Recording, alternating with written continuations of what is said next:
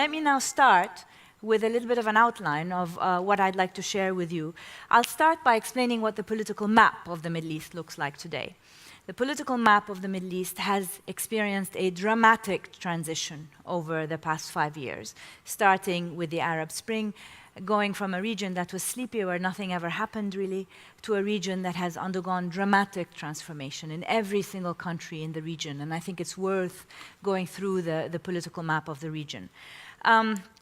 The second set of ideas I'd like to share with you is what Nisha already referred to, which is that some of what's happening in our region is truly, truly exceptional. Some of it is really very interesting, but it is not what you're hearing about in the headlines. The bulk of what you hear about in the headlines, I'm afraid, is not so exceptional, and I'd like to walk you through some of this.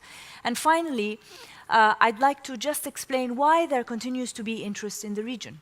And the reason why there continues to be interest in the region is not just because people are worried about terrorism emanating from the region, but because this is a 300 million new emerging market that is resourced not just in oil and gas, but also in human resources, the bulk of which are really very much looking toward a better time, and the very tiny minority of which are involved in the bad headlines you hear about every day on the news.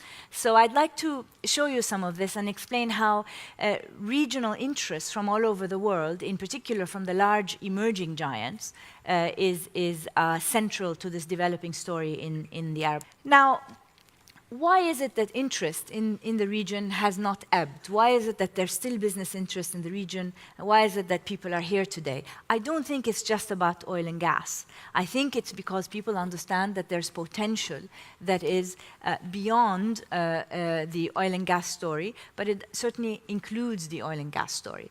Now, the countries in green here are today the engines of growth in the region, and they are the oil exporters. But they are the engines of growth not just because they are oil exporters. These countries have always exported oil, I mean, for the past 50 years at least. They are the engines of growth because they are influencing growth in the rest of the region. So, for example, it's not a secret that the economy of Egypt today is thriving on support from the Gulf state, a couple of Gulf states, namely Saudi Arabia and the UAE in this case, and to a smaller extent Kuwait and Qatar. However, the economy of Egypt is a large, diversified economy, and much of what is being put into Egypt is being put into Egypt in the form of investments.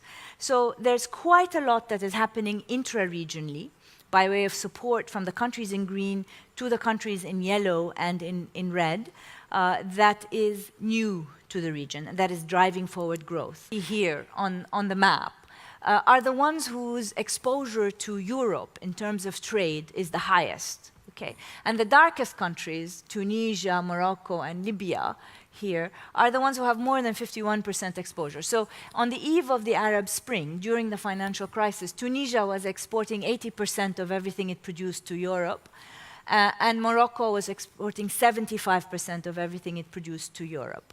Okay. Nobody predicted the Arab Spring, but we did publish 1 year prior to it, out of Arabia Monitor, that with Europe slowing down to zero growth, it was going to be a problem for economies like Tunisia in particular. Because how do you export to a partner slowing down to zero growth if you're heavily dependent on them? And sure enough, a year later, the Arab Spring began.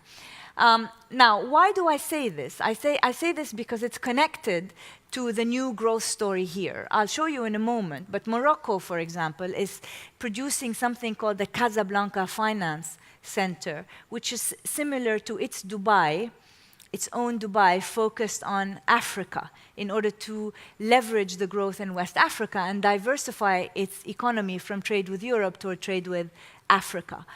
One major development this week is that China has decided that a branch of the Bank of China will be opened in Morocco, for example. And the China story is extremely central to what you see in the Arab world today.